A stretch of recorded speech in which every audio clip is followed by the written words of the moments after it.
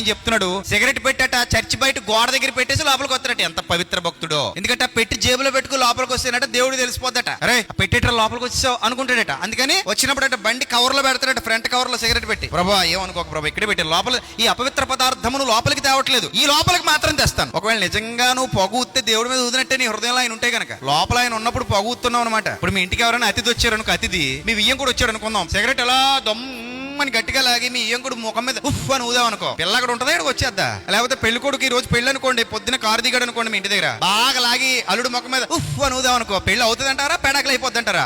కదా. అంటే మనం ఎవరినైతే గౌరవించాలో వాళ్ళ మీద పొగ ఊదకూడదు అన్నప్పుడు, మరి లోపలికి పొగ పంపిస్తే లోపల ఆయన పెట్టుకోవడం సాధ్యం అవుతుందంటారా? అవుతుందా? మరి అవుతుందా అవుదో మీరే చెప్పాలి. కాబట్టి ఆయన ఎల్లప్పుడూ ఉంటాడట, నువ్వు మోసం చేయడం కుదరదు. నువ్వు చీకట్లో చేసినా వెలుగులో చేసినా నీ రహస్య కార్యములు వెలుగులో కనబడ మరుగైనది ఏది బయలుపరచబడకపోదు. జాగ్రత్త, ఆయన్ని మోసగించడం మన వల్ల కాదు.